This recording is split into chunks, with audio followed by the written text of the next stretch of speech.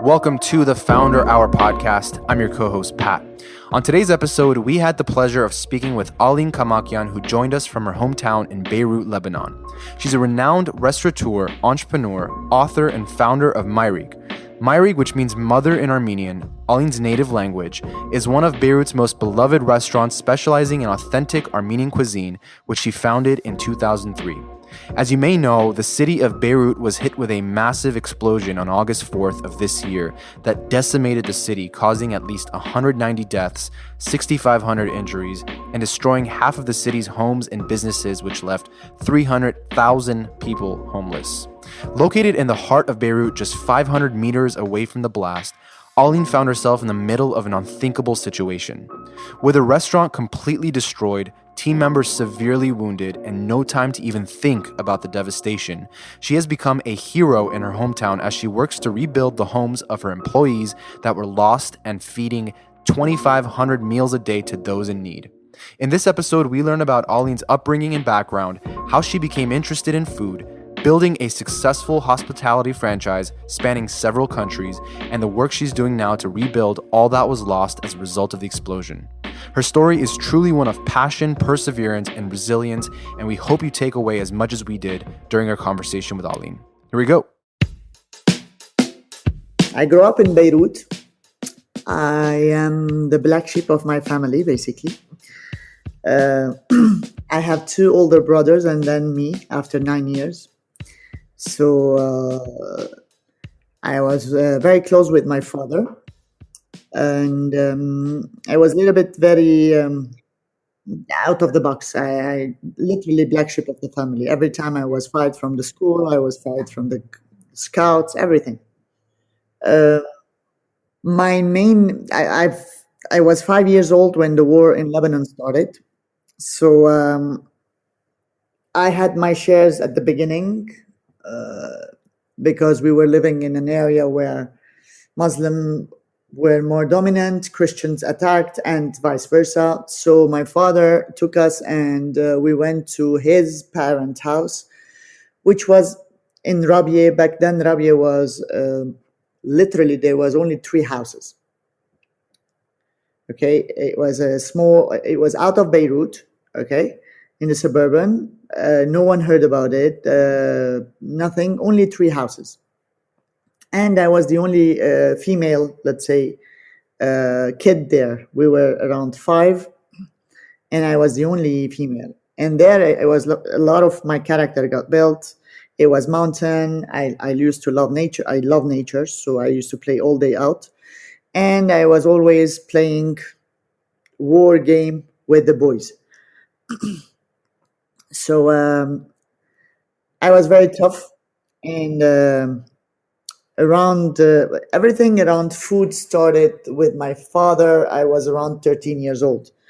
My mom did an operation of varices, and she couldn't back then. It was like she has to sleep 9 months. So I was with my aunt handling the house cooking, and every time I used to do something, my father was very happy, and he used to encourage me, even though it was sometimes uneatable, but never downgraded me. Until the most important part was when I did the suburek. One day I came home before mom did the operation. She was doing the suburek, and I started to help. Can you explain what a suburek is? So we have a lot of people that aren't Armenians or Lebanese, so it's one of my favorite meals. So explain to us what suburek is. The suburek is a very old Armenian specialty. Is based on egg dough, very, very thinly open, as almost transparent, a diameter of almost a meter. It has to be big. And it's boiled and then cold water and then dry the dough. And then you put it like a lasagna. And then there is 3 kinds of cheese, Armenian cheese inside, with a little bit parsley, red pepper powder, and some people put onion in it. And then another 6 layers of dough, and it's cooked over the oven. So it's around 7 hours of work, literally 7 hours work. And you have to have a nice hands, good, powerful hand. So when I did this, and at night my mom put in front of my father the subarek, he was so proud. And I always wanted to have a motorcycle, and it was forbidden. Armenian community, a woman, 13 years old woman, to drive a motorcycle, it's out of questions. So I pop up the question. I said, Papa, I want a motorcycle. He was so happy and so proud he couldn't say no. He didn't say yes, but he said, okay, what we'll do is you're going to have a ride, but you're not going to buy a motorcycle. So this is how I knew that every time I wanted something, it's by cooking a dish that I would get it. And my mom did the operation, so I was always cooking, getting notes, and this is where everything got built about the food. I always liked to cook. I used to cook with him. And he used to tell me one day I will open a restaurant and tell the world about the Armenian cuisine. I will tell my friends. And our house was, every time whoever was in his office at night, he used to bring them with. Night means 5 o'clock, 6 o'clock. Due to war, we used to close everything early. Aline, what year is this around, just for reference? We were about 80s. So it was past the Lebanese Civil War? It was in the Lebanese Civil War. During? Yeah. So my mom is used to my father because my father never came home alone. So if you open my mom's fridge, you will see everything. The small kufta, the small manta, everything is ready for 5 minutes. She will have dress up a whole table. So I learned this from my mom. I lost my father. I was 17 years old. So his dream of opening a restaurant was all in my mind. I'm not sure if you mentioned it, but what did your parents do? What was their profession? My father was a tailor, so he used to do men's suits. Yeah, men's suits. He started very early because his parents were the survivor of genocide, and he was the eldest of the house. So he started at 7 years old to work at a tailor man, and he learned how to do that. And my mother was a housewife. So my father's dream to have a restaurant, and I vowed to myself that I will realize his dream. But I never knew that I will be the one who would open. I thought I will be an investor in a restaurant. And when I lost my father, my mom was so afraid that I'm a very strong woman, so this lady will never get married. So I have to find a husband now and finish this deal. So I refused to get married, and I made her sign a paper that if she one more time opened her mouth about getting married, I'm leaving the house. I started to sell insurance door to door because I never wanted to take anything from anyone. Although my brothers are never let me need something, but I was very intent to do whatever I want to do. And I wanted to be financially independent for me, because independence is all about financial independence. Once you are financially independent, you take the decision that you want. So I started to sell door-to-door insurance. And this is how I have my insurance brokerage firm till now. I'm one of the first 10 insurance brokers of Lebanon. I'm known for especially hotels and special cases. So and I started like door-to-door, and then started to pay my university. I studied marketing and then financial. I did 2 masters, and while selling insurance, I opened my. Did you go to AUB? No, I went to a French university, USG. In France or in Lebanon? No, in Lebanon. I studied in Lebanon during whenever there was a lot of war. I used to come. My brother lives in LA. I used to come, stay there for 2-3 months. I did some war activities. I was with the army as a volunteer. And then my brother told me, "Up, come in, get out of there." I know it might be, if it's traumatic, I don't want you to talk about it, but what was your experience like, in the army. I don't know. I have heard of, coming from a Lebanese Armenian family myself, I know there were women that would enlist in the army. I could be wrong, but that's what I've heard. What was that like? I mean, did you get drafted? Was it by choice? What was that whole situation like? No, it was the war of between Lebanon and Syria, independence war. I wasn't drafted. It was by choice. We were all from the university volunteering, and everybody went there. It was very patriotic and things, but back then we knew very little about manipulating and false leading speeches and everything. So it was nice at the beginning because it was very patriotic, and it was very bad at the end because of what happened. A lot of my friends died, and it wasn't a period of let's say something to want to remember. It was really bad at the end. It was really bad, and then I got out.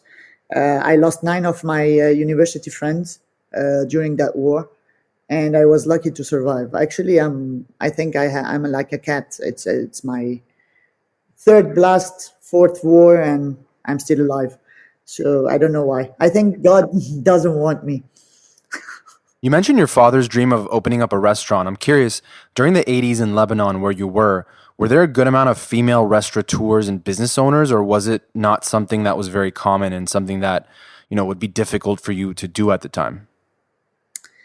When I decided to open my Mayrig, the first one who fought me was my mom, saying we don't have women coming late at night. So that explained to you. When I opened Mayrig, there was no other female having restaurant. Now there is. We are like, I think 8 or 10. But back then, no, there wasn't. It was really 2 things struggled me, because one was everybody laughed at me that I'm doing an Armenian restaurant. What are you gonna do? Sujuk bastırma sandwich place? This was everything they knew about the Armenian cuisine. And my mom was selling each pitas, like a bospov kofta. What are you going to serve? As long as there is no shrimps and lobsters and something like that. So it's not something to go for a restaurant. But when I did my rig and we opened it in a very nice location, it was post-war, just the war was finishing. And the location is near to Armenian community, but near to downtown, where it was no man's land. It was really a location where I was the first one to remove all the war-related damages. And every time I wanted to explain someone where is the location, I said we used to tell like borderline. Okay, it's the borderline between the Christian and Muslim parties. It was the no man's land. Mayrig's location, it was the no man's land. So everybody was daring to come, and it took some time to start to Mayrig to pick up. What year was it? 2003, July 14, 2003. It was the opening. So going back after graduating from university, you said you were selling insurance door to door. What did you do in between that time and opening up Mayrig? Were you selling insurance full time, or did you have other endeavors and projects that you worked on? No, I was mainly in the insurance business. I grown with my company, and what I've done is insurance. I started with a hotel. It was the first hotel that was building in Lebanon. And I accidentally find a sales manager there, and I started there to start to pitch for the insurance. And it was the first hotel that I took. And back then, it was the starting point for me there. And this is where everything started, because it was like small insurances and everything. But when I started with the Intercontinental in Beirut, there was only 100 employees business, and when they were going bigger, there was a Phoenicia hotel. It was 1,200 employees, And this is where they challenged me. They said, we love you. You are a good broker, but now we need a company. We need to work with someone bigger, someone who has a fund and who has a company and we can rely on. This is where I challenged them. I said, okay, give me 1 month. I went and I opened my brokerage firm as company because I was as an agent, small agent. And I took that hotel. Until today, I am the consultant and broker of that hotel. And from that hotel, I started to take the whole hotels. And all the international hotels, I am their consultant in Lebanon and sometimes in UAE and in the era. But this is where it started. I mean, it was a challenge for me, and I took that challenge, and I wanted to try. And this is where I started from the insurance basis. And till now, I have a lot of work because of the blast. I have 722 cases that we need to see. You mentioned your father had a tailor shop. How much of him running his own business impacted you to want to become an entrepreneur? Was entrepreneurship a common thing around you, or were there a lot of people starting businesses, or was it a little bit more rare to find? I am very fond of my father, and he did a lot. He teach me a lot. He taught me a lot. I give you small examples. I was in the Scouts, and we were in a camping, and they asked for balut. I don't know how do you say balut. Sort of plant, sort of tree. Okay. Is it like gum? No, it's it's very bitter. It's the tree is a lot of Bark. yeah. And we were in a camping zone where it was all pine trees. So when there is pine trees, there is not the balut trees. It can't go together. So I was, I think, 12 or 13 years old when our captain said, okay, we will be splitting everybody with its own team. We'll go and bring me one balut, one pine, and one, I don't know what. So when we went out, after half an hour, my leader gave up. Okay, said, there is no balut. We're going back with the pine and the other. I said, no way. They want this. We will bring this. So I fought with my leader and I left alone. I came back to the camping area 4 hours and a half. You can imagine, okay, how the panic is there. Where is Aline? They're searching and everything. And I was shocked when my first time in my life, someone asked for something and I bring that. Okay, I brought the balut and I was punished because I came late, because I didn't hear my leader. When I came back from the camping and I told my father about it, he said, if you think that in your life when you do something, people will applaud you, you're completely wrong. So if you're waiting for the applause of people, you will never do something. So do whatever you want and don't hear what they're saying, because some people will applaud you, some people will hurt you, and some people will try to bring you down. So as long as you're convinced of what you're doing, just continue. And this is really one of the hardest lesson and one of the most important lesson for me, because every time I wanted to do something like the Armenian restaurant, anything that I want to do, either they tell me you're crazy, either they tell me you will never make it. Now I've learned that as long as they're telling me this, that means I'm on the right path. The minute they tell me, oh yes, good thinking, I sit and I think about it, because something is wrong. If they tell me it's a good thinking, that means there's something fishy inside. This is my motto right now. This is how I take the temperature of my decisions. And I took a lot of my father's passion about what he do.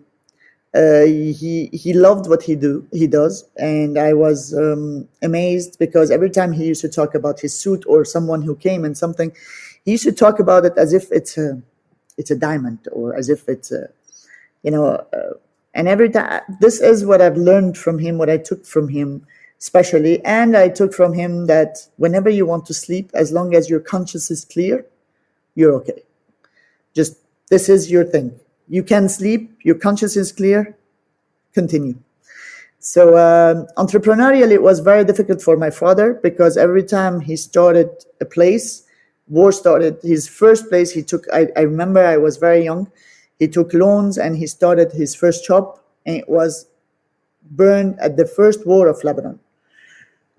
I saw my father so many times watching the bombardation and the news at TV, and I was very happy that the second day there is no school. But I remember his face as like, what I will do, how I will make it. I remember this look, but I was too young to understand, and I was very happy that the second day there was no school, And today I am facing almost the same things that he faced. After I'm 51 years old, after 18 years of Mayrig, I lost everything. With this explosion, I lost my home, I lost my office, I lost my car, I lost Mayrig. I have five employees that they are in heavy situation, cannot hear, cannot see, cannot move their hands. And all I can say that I don't even have the luxury to do depression or cry for 5 seconds because I have 85 families to think of.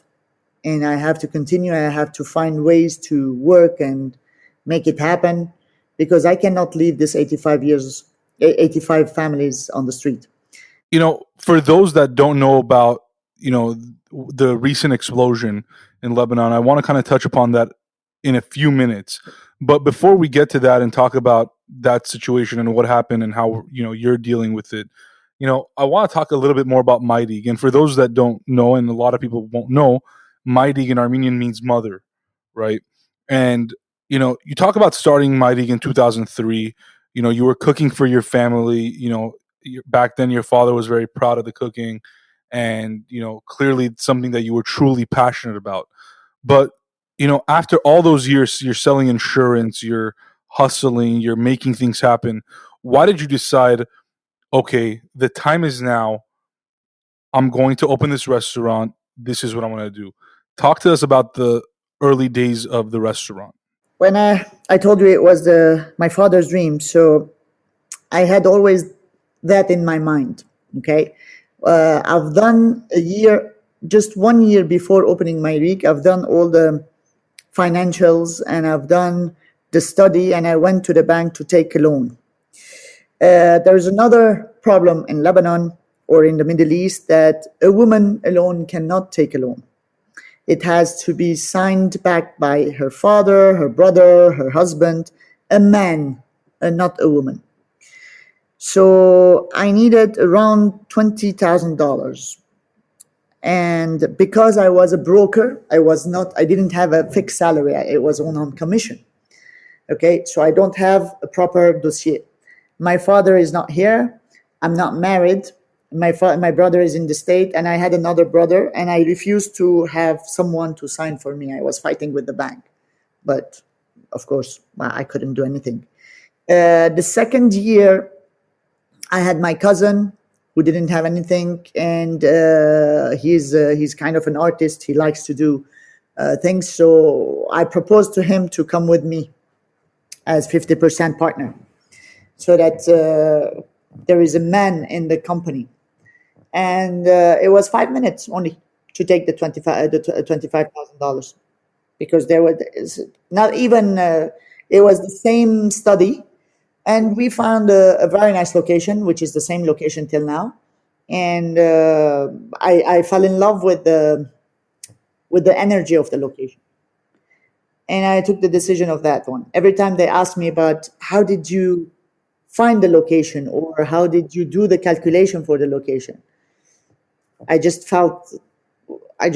I can't say I didn't do any mathematical or strategical thinking. It was just the location. It's an old Lebanese house that is very much damaged now, but it's an old Lebanese house, and it was beautiful. And this is why we started there. And after 12 years, my cousin did a problem for me, and I it's been 4 years. He We fought with each other for 4 years, and after all, I bought back Mayrig. He came in for 25,000 guarantee. He came out with $2 million. This is the price to pay when you are a woman and doing an entrepreneurship in Lebanon. Unfortunately, it was a huge lesson for me. Huge. Whenever you want to do a partnership, just make sure you have the right papers. I hope you will never use it. Just put it in the drawer, but do the proper company setup and never take anything below 51%. This is my rule. Nothing. 51, you want it, you don't want it, I'm not interested. Very high price to pay for a lesson. So we started Mayrig at 2003 in this location. It really started very softly. It was the boom year of Lebanon. There was a lot of tourists, a lot of Lebanese coming back, a lot of GCC countries, Arab countries coming. And they fell in love with Mayrig because it was really, I was cooking inside. It was passionate. It was very homey. It wasn't sophisticated. It was simple. It's still simple. I don't sophisticate. I like to find the right ingredients. We invest in the ingredients and the people. This is our motto. I'm like, it is very important because people are, I have employees from the first day. They're still with me, 18 years. This is very nice ambience. From the second part is that you have to continuously work on them because I don't want them to enter the comfort zone. Once they are in the comfort zone, everything stops. And I'm so active in this and I'm so aggressive, so I don't let them sleep in their comfort zone. So I bother them. But this is how it started. And then people, when I did this, I thought that I've done my part. I realized my father's dream. Thank you very much. My job is done. Okay. But I didn't know that I'm putting more on myself. Like I started to have bigger dream. I started to have, why not introducing the Armenian cuisine for the whole world? Why not going franchising? Why not being a role model for other restaurants to open as Armenian? Like, when Japanese sushi started, very little started and now invaded the whole universe. Same thing as the pizzas and pastas. Why not our mantı? Why not our ich? Suburek, everything. And this is where automatically I started to be in this region, the ambassador of the Armenian culinary, Armenian restaurant, Armenian history of the food and stuff. I did my book, Armenian Cuisine. Now I have my YouTube about the Armenian cuisine, Aline Kamakian at YouTube. I had 150 videos for the special the mantı, suburek, prince of köfte, everything that we do at home.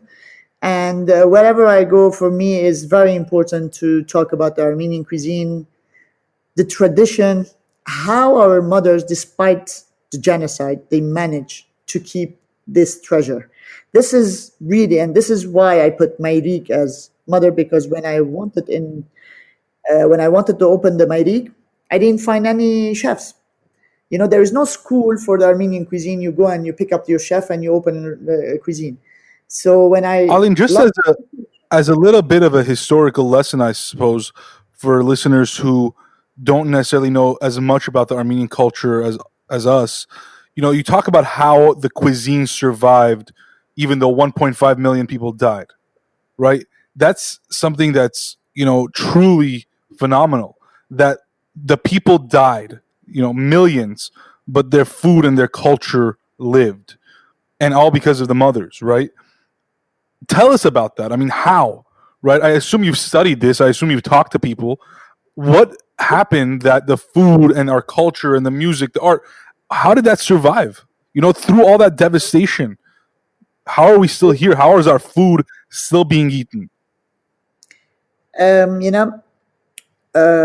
My grandma, for example, she was 13 when she lost her family. And when I used to cook with her, I was very little. And she always tell me, I always see, especially during the Harissa and stuff, she always cried. For her, the smell, to cook, everything brings her back to her family. This was the strength of the Armenian mothers, that they were rebuilding everything through the taste, through the smell, through the stories that they heard. And one was teaching the other. Even I think you know the story of women in Turkey, that now they started to talk that their roots are Armenian. They knew each other on Easter from cooking the çörek, the Armenian çörek on Easter. And this is how everyone knew that she is Armenian. No one talked about it. But they had like a comfort zone to come to each other to put this çörek together. The same thing in Lebanon. Every mother now, grandmother, rebuilt by memory, rebuilt by smell, rebuilt by the food, the taste, and everything, just for them to be their comfort zone, their bubble, to feel that they are with their families. And this is how they kept our stories, our tradition. And we know very well that the Armenian diaspora, what kept the Armenian diaspora is, yes, the language, but more is the culture and tradition. This is what brings back the land. Usually you have a land and you build on the tradition. Unfortunately, we were deported, and this is where we built the culture. The family built the culture, the language, the stories, and everybody grown up on heavyweight story. And like when I went to nowadays called Turkey, all the Armenian regions where the genocide arrived, because I wanted to talk about the food in my book, but I wanted to see the origin. Why are we doing the subarek with white cheese and not yellow cheese? Those things I wanted to see, because you need to see the land. And I backpacked for 1 month and I went to Turkey. This was my shock, because I thought that I will find Armenians. I thought that someone will tell me stories. Even 6 years ago, it was a huge taboo to say that I am an Armenian. I found a lot of Kurdish. Everyone used to tell me, go to this, his grandpa was Armenian. Go to this one, his grandpa was Armenian. And you still find everything. And this is where I understand that what your land give and how you cook. This is what the book was. And today, the Turkish people are having this land and having this eggplant, the pepper, the fıstık, and everything, but they don't have the Armenian delicatesse for cooking. It needs passion. The touch. You can eat a subarek of Turkish. Anyway, subarek, mantı, all the names are in Turkish, because it was forbidden back then to talk in Armenian. Okay, and this is why I insisted on writing subarek in my menu, mantı in my menu. And every waiter explained that back then was forbidden for Armenian to talk in Armenian. This is why the names are in Turkish, because they used to cut their tongue.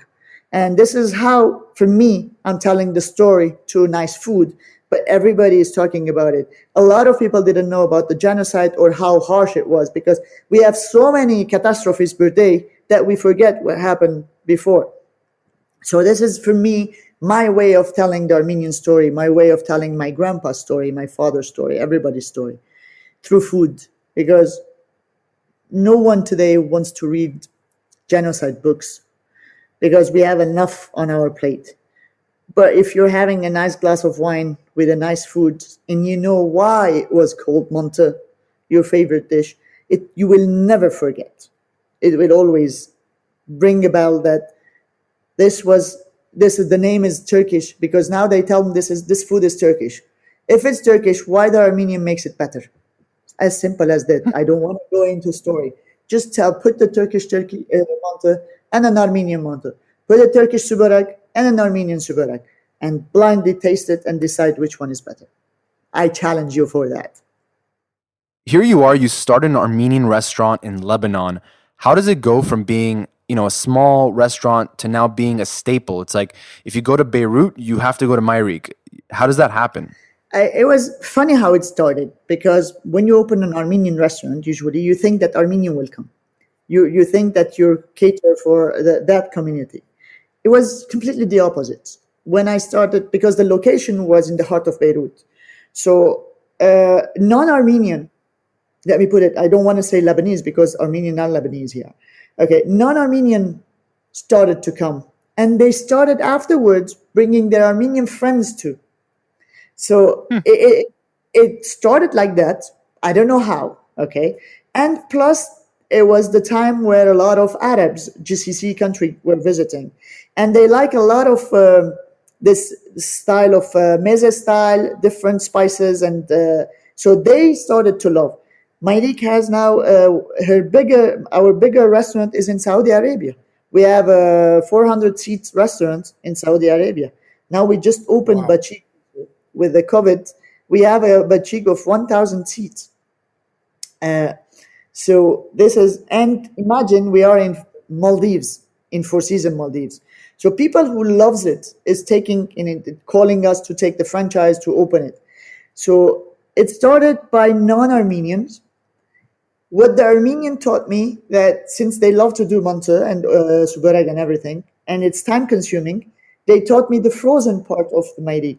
We have a boutique where you can come on and buy the mantı, subarag, köfte, sinik, all Armenian specialties. This, where Armenian friends were telling, I want to do mantı, but you know how Armenians do mantı. We put the mantı and we eat the mantı.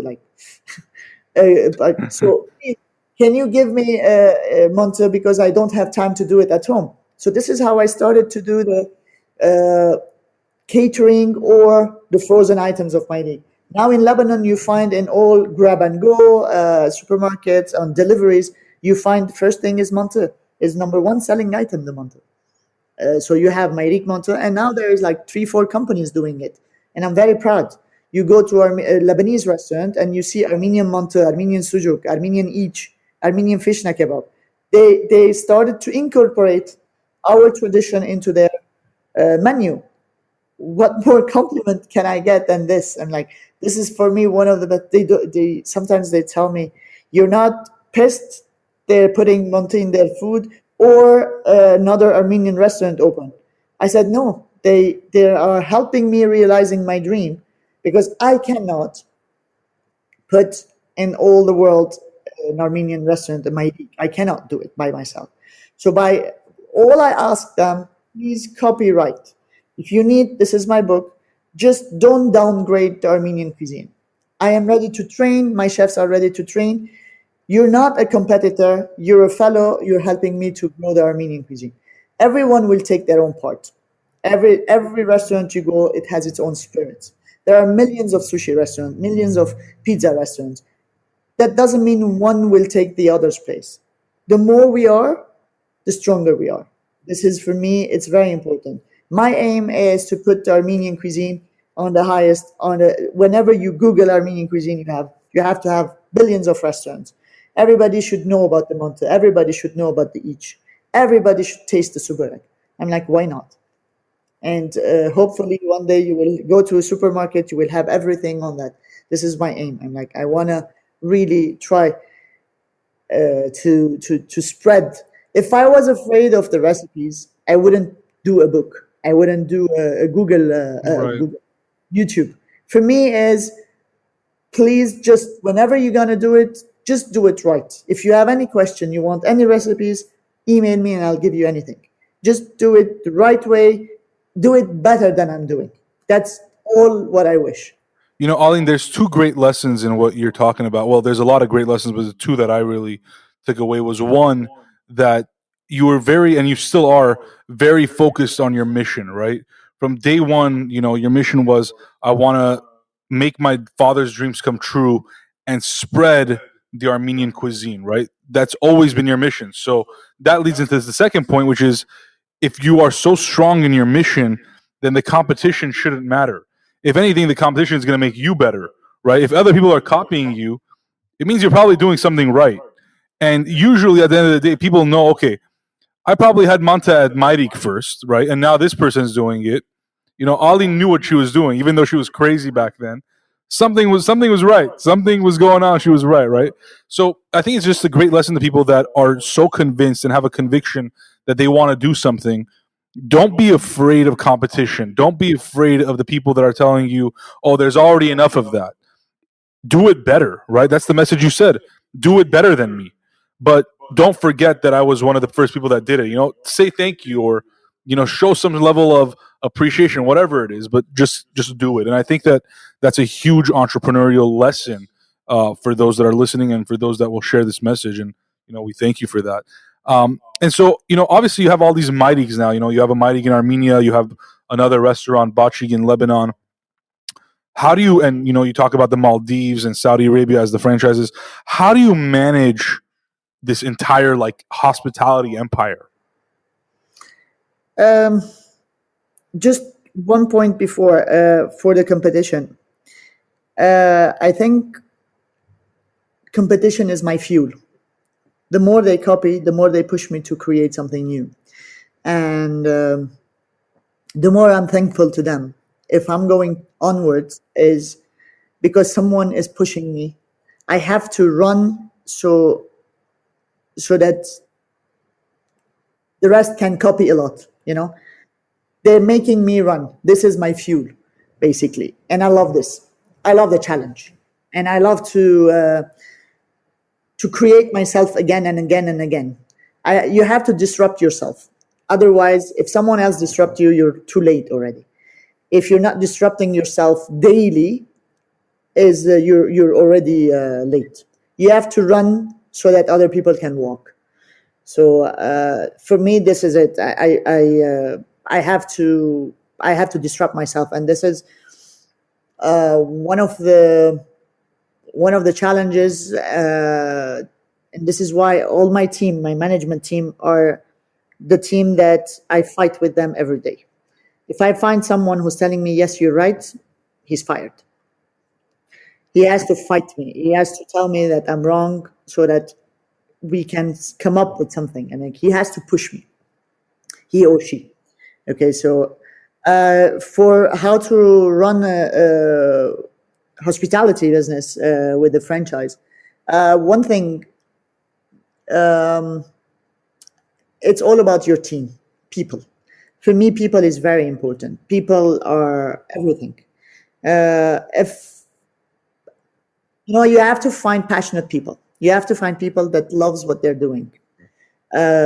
Technicality ways can be taught. We have a lot of trainings. We follow a lot of things it's going onwards now with the Corona, for example. We see what's going on in other countries, and we try to find a way to manage. And here is a bit special. Lebanon is a bit special country, but in this region, we are known, especially in the GCC, we are very, very much known. So we follow this. But people, I trust my team more than I trust myself. If I can sleep sometimes, or if I can take vacation sometimes, it's because I have a team that I'm in love with them. They are my everything. And during the blast, we were having a management meeting, and 5 of them are very heavily wounded. So this is my from the minute of the blast till today, I didn't have a 1 second for me. Because I cannot. I have to take care of the management who is wounded. The one who's coming out of the hospital is coming directly to work. Imagine the power of this team. So, you keep talking about the blast, and for those that haven't been following world news, or, if in your part of the world this hasn't been covered, I think in early August, was it August 3rd? Yes, 4th of August at 6. 4th of August, yeah. So it might have been like the 3rd in the United States or something like that, but maybe the 4th, I don't remember. There was a massive explosion in downtown Beirut by the port. And it pretty much, killed hundreds of people, if not thousands at this point, injured thousands more. It, destroyed homes, businesses. I mean, just everything, right? So, Aline, talk to us a little bit about that. I know it's a difficult conversation. I know it's tough, but being an entrepreneur, there are a lot of challenges. There's challenges like this one that are completely unforeseen. You would have never seen this coming, right? So, talk to us about the blast and then the effects of that, and we'll kind of go into what's happening now. But talk to us about what happened. Okay, for the challenges, let me put when it happened. So Lebanon is going through economical challenges. You had the deterioration of the money, dollar things. You had the bank almost bankrupt. You have the revolution that started in Lebanon. So there are a lot of challenges already economically, plus the COVID, and then the blast came. The blast is in the heart of Beirut, so everything that happens is here. The core of the businesses, the core of the nightlife, everything is here. Mayrig is 500 meters from the blast, and there's nothing between us. There's a highway and the port. We had the best location. And the blast came in, and our offices is just next to it. I have a terrace, so we were having a management meeting at my office and the terrace. I went out to take a photo because it was one small blast, and then the big blast came in. So when the small blast came in, I called the firefighting. I said there is a fire here. Said we know it. And when the car of the firefighters started to arrive or was there, I was filming it, and the blast came. It's number 3 blast in the whole world. It's the biggest third blast in the whole world. And I was only 500. Like of all history. Of all history, okay? I was 500, 3 seconds, bird fly away. By being, sorry for the word, stupid enough to go out and to take a photo saved my life. Because in front of me there was a water barrel that protected me of the shock. And my team was in my office, and they got all the glasses, all the blasts, and the pen was in the wall, like it was all glasses, frames, the office, everything is. Because of the heaviness of the explosion, it was everything blast. So my financial controller lost his eyes. My operation manager is half broken. Me and my assistant are half deaf. My accountant lost the use of his hands.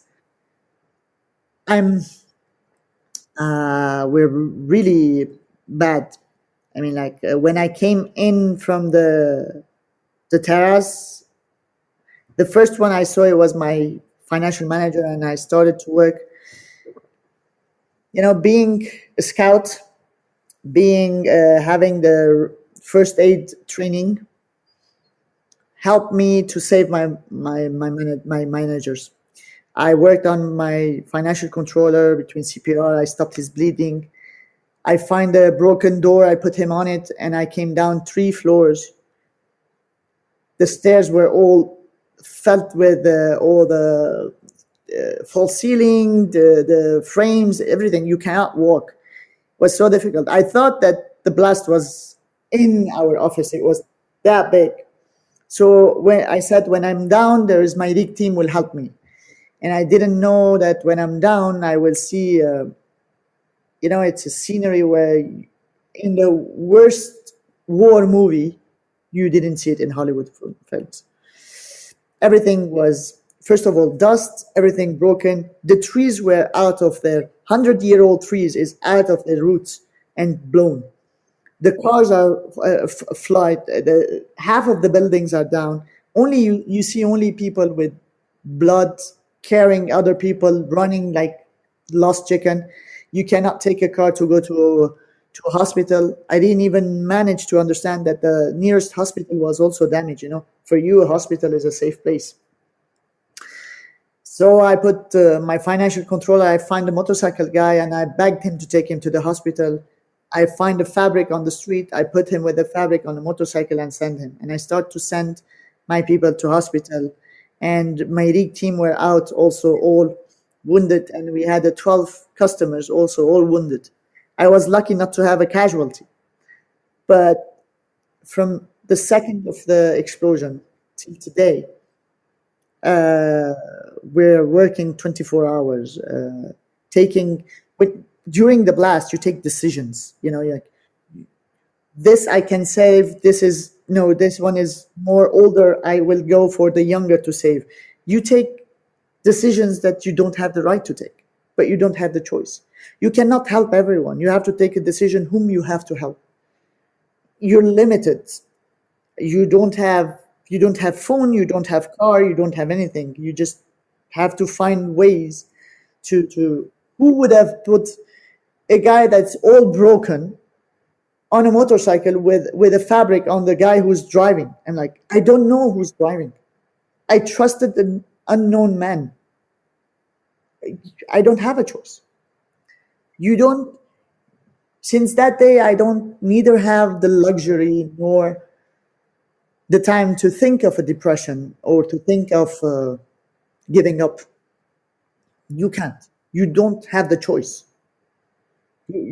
From where you have the strength or from where you have this energy to continue, I don't know. But something is very important. You have to take care of yourself.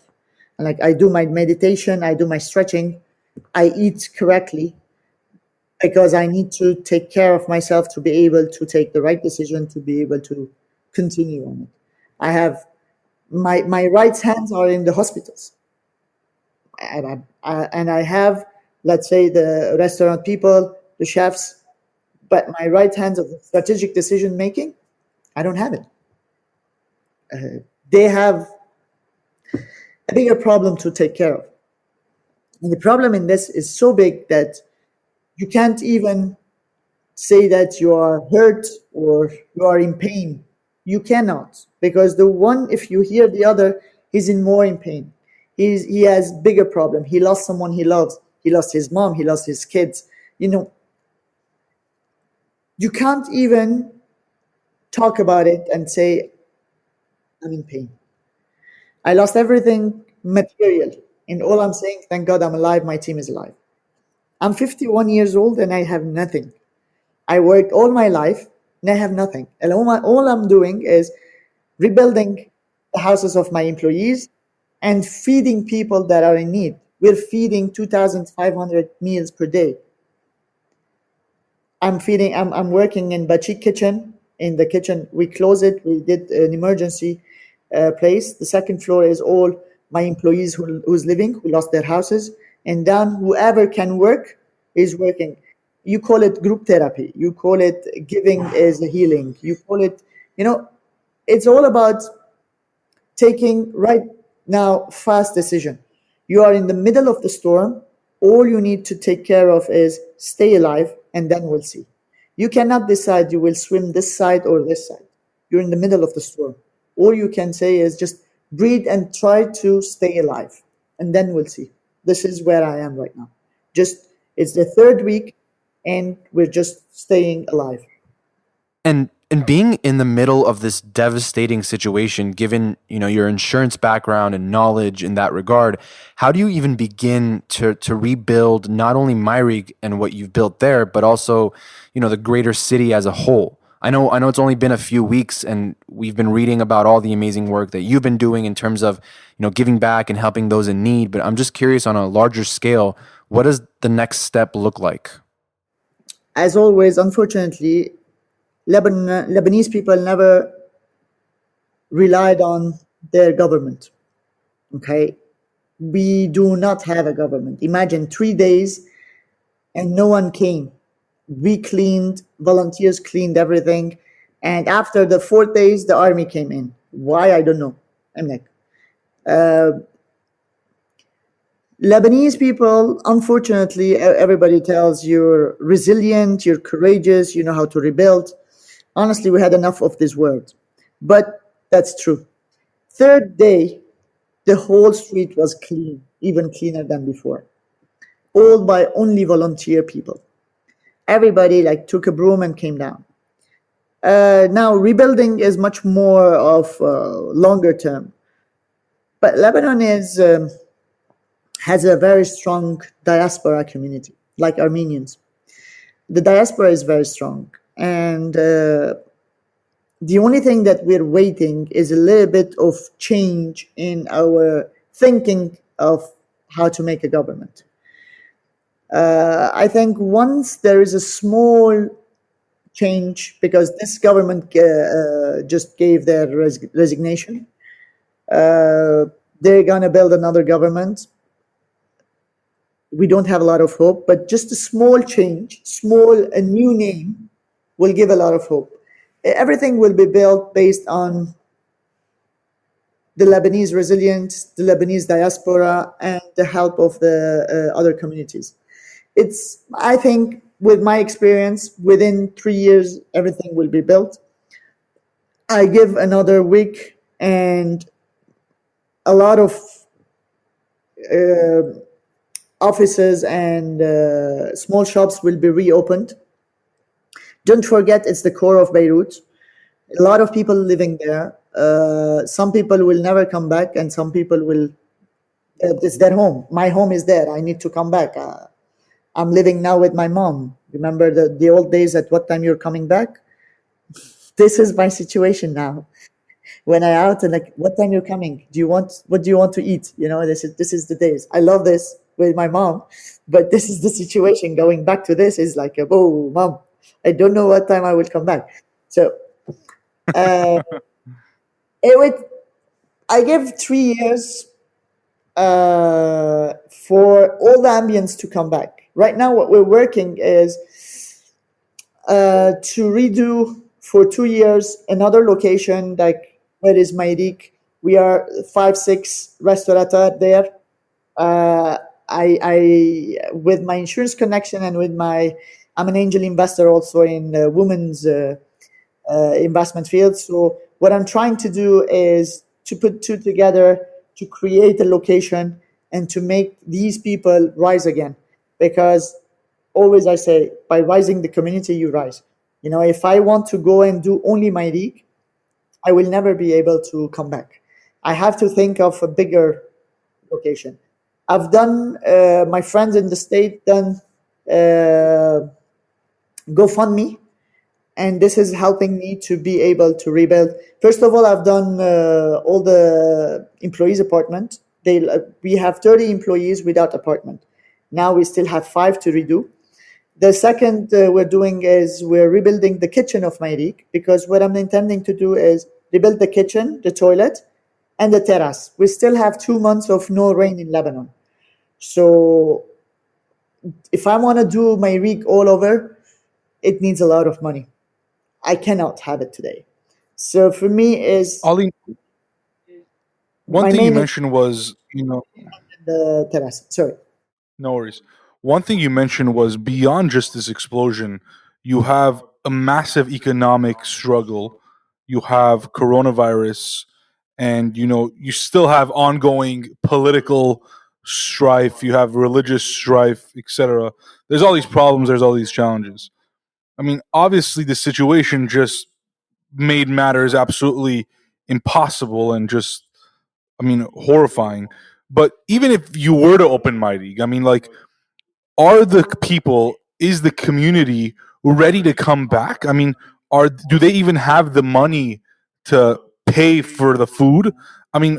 What is it like? I can't imagine, because here in America, we're in Los Angeles.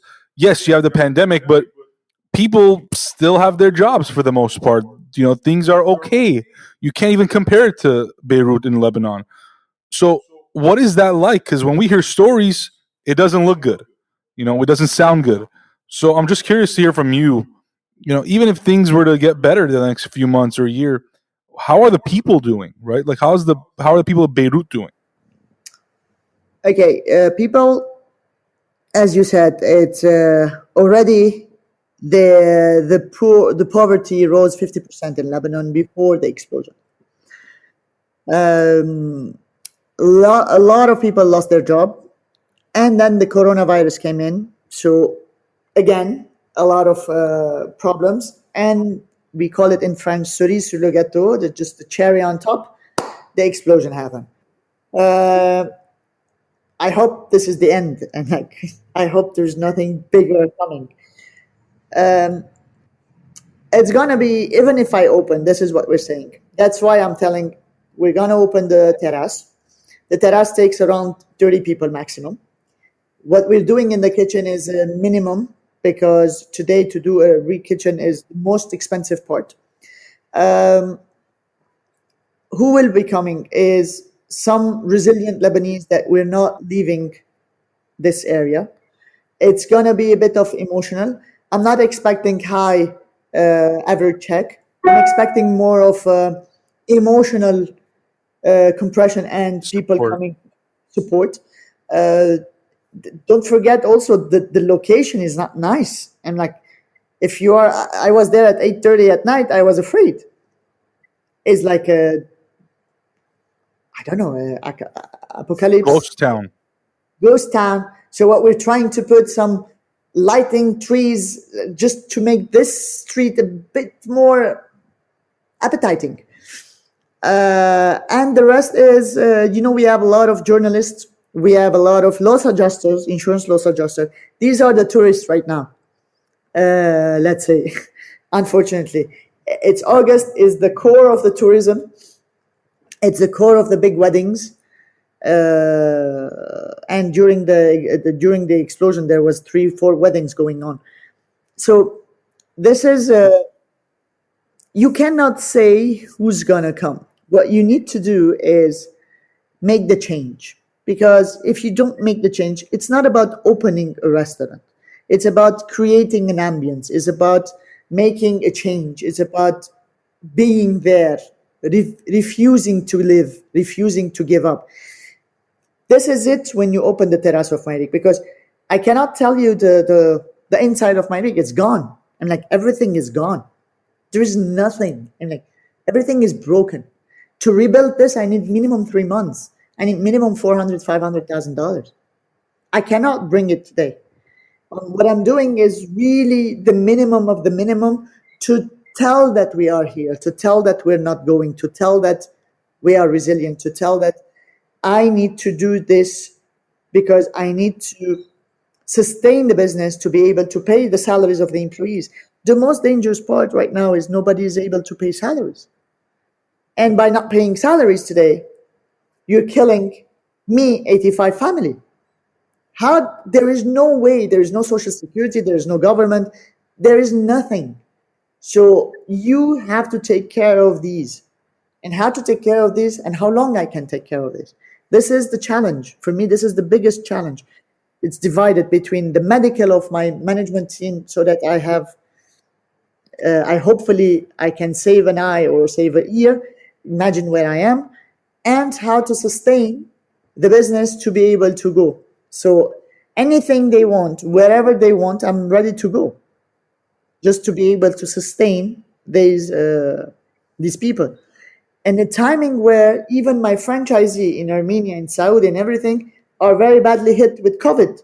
So I cannot rely on them to have, to get some royalties, something. So, when I thought about the franchising, I said, because I thought about it on the first explosion of the Prime Minister Hariri in 2005. So I said, okay, Lebanon is very good, but I need to have something outside. So in case here there is revolution, war, explosion, something, I have an income from outside to sustain the inside. Right. Okay, not even this strategy works today. So you have to create something new. So we created online deliveries. We are now creating what we can sell outside because you need to have a fresh dollars. So challenges about challenges about challenges. The only way you create something is whenever you have a need. It's always like this. There is a need, automatically the thing will come. So this is what we're working on it. What's our need? We need to create something outside. We need to have fresh money. We need to keep our employees. This is what we're working right now. And today, a lot of people are helping us, especially with the food donation that we're receiving to be able to cook for the others. At least I'm keeping my team busy so that I can, one thing is off my back to be able to continue something else. Ali, when we first spoke, I think it was like a few days after the explosion. And after you kind of gave me an overview, I said you're like the Armenian Jose Andres. And then a couple days later or something, suddenly Jose Andres appears in Lebanon or in Beirut. Or maybe the next day, I can't remember when it was.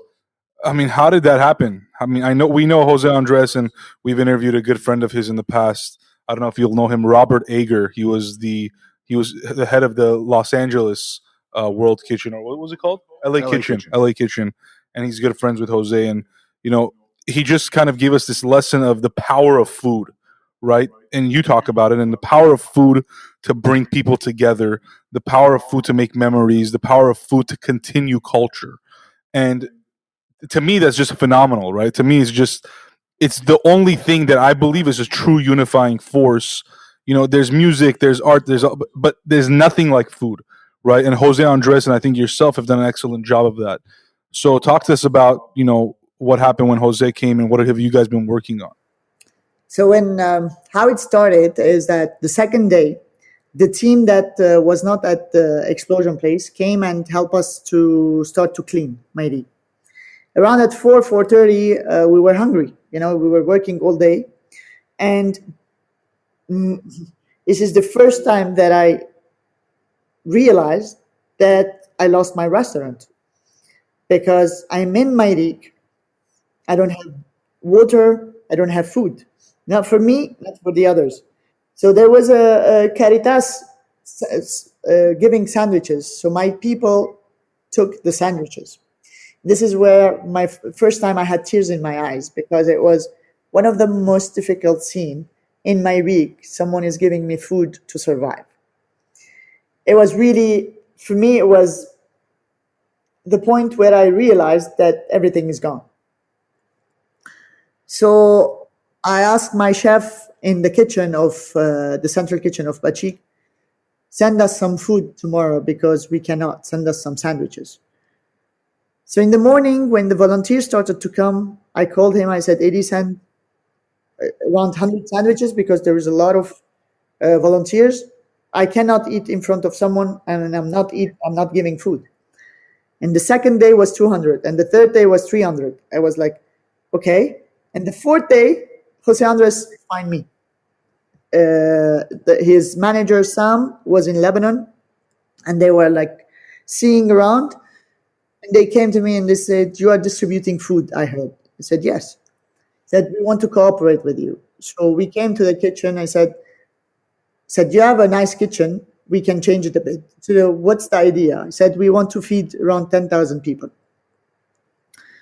I said, okay, I can change it to a community kitchen and and get the volunteer of the Scouts to help us, roll it, cut it. The kitchen will work, but we need volunteers. And this is how we started. He said, you can do 500. I said, yes, I can do 500. And then he said, but I'm not finding crazy people enough. So can you do more? I said, I can do until 3,000. This is where we started to do 2,500. And, the nice thing about this is that I learned a lot from their experience, because how they come, how they take the shock, and how they talk to the people and how they do. So it was a learning curve for me. And it was the best therapy, because I was looking for group therapy for my people. You have different mentalities, different categories, different languages, because I have Armenian mother that doesn't understand any language. And here it was everybody cooking, everybody like cleaning vegetables, talking to each other. What happened to her? What happened to her? And it was the therapy was between us. I cannot tell you, maybe this is not the end result, but the beginning. People started to see me on Instagram, and volunteers started to rain, like a lot of people, because people wants to do something because it is a therapy for them also. When you are giving, it's this. So with Jose, this is, and then Jose came into Lebanon. It was the first time Jose comes to Lebanon, and it was the longest stay when he goes to a catastrophe place. He was amazed of the resilience of Lebanese, and he was then telling me, "You are wounded and you are working." I said, "Yes." I said, "Why?" I said, "I'm doing a therapy." I said, "Okay, good therapy. Come on." So this is how we started it, and I introduced to him to Armenian cuisine. I cooked for him mantı and subarek. I said, "I know you're here for catastrophe, but you cannot come in and not understanding the Armenian." And this is where we started to fight. He said, "Yes, but mantı and subarek are Turkish." I said, "No, eat it, and if you like it more, then this is Armenian." This is the story, and this is where I started to say that I'm not here only for the catastrophe. I'm here to also understand the Armenian community. So this is with Jose was very, but honestly, I learned a lot, and what we're working right now is to continue this community kitchen, because there is a big need, and we need to cover this need until things are better. Did Jose prefer your manta and subareg or the Turkish one? I filmed him on this. Said, "Say it, accept it that is better." Perfect. That's amazing. That's amazing. I love it. And we not only appreciate your time, but I think what you're doing right now, because of this situation, is just an incredible lesson in resilience, in perseverance, in sticking to your mission, even in the worst of times. And I could confidently say that no entrepreneur, no business owner has gone through this level of struggle or this level of challenge. Even, and look, there are levels to these challenges. You lose money, you lose people, you lose business. All of those things happen. They're expected. But this was one of those situations where it was the perfect storm between an economic crisis, a pandemic, and then a massive explosion. I mean, what do you do? There's really no answer. And when we first spoke, I remember you said, in a time like this, there's nothing. You don't plan. You just keep going. You just keep doing something, and then hopefully it just works out. And that's the perfect story of entrepreneurship. And I just hope that whoever's listening, whether they're a business owner, whether they're they just enjoy food, whether they just enjoy hearing me and Pat talk, that they keep in mind that even in the worst of times in their life, there's always a way out, right? Giving up shouldn't be an option. Whether you're fighting a pandemic, whether you're fighting your boss, whether you're fighting your spouse, whatever it is, just don't give up. Just look for the right answer, do good, and then just stick to the goal, right? And I don't know, it's just unbelievable to even just speak to you in this time, because I've just never heard of anything like this. I mean, Yeah. it's crazy. Thank you. If I add on what you're saying, one more word for this situation, I don't know if I can summarize it. I don't think so. But one thing I find is that do whatever it takes, because they say when you are drowning, don't give your hand to the devil. Well, it's wrong. You give your hand to anything because you don't know who's the devil. That's the only thing you find, first of all. And second is there is no right or wrong, because I don't know. I started to feed people. I came to Jose. I started to go hospitals. I find volunteers. There is always something. And the most important thing is adaptability. You cannot be. My father used to tell me is which tree is gonna handle the biggest wind or biggest hurricane. And I used to find the biggest tree, the hard and everything. He said this one is the first one to be broken because it's so stubborn and so strong. When you are a thin tree and you can come down with the wind, and when the wind is up, come up, this is where you can survive. And for me, this is really very important lesson also. because when there is a big wind, just go down, be humble, forget about your ego, forget about your everything, just lean down, come down. And whenever the time arrives, you can rise again. So just don't be stubborn, adapt to every situation. This is for me what I'm trying to follow. Thank you for your time, and thank you for giving me the chance to be on your podcast. And I wish you all the best of luck.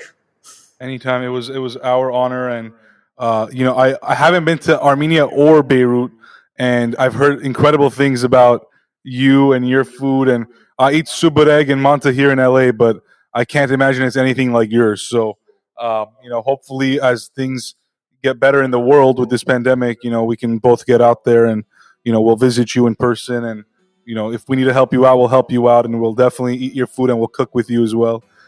So thank you so much, and continue to inspire all of us. Maybe I come to you.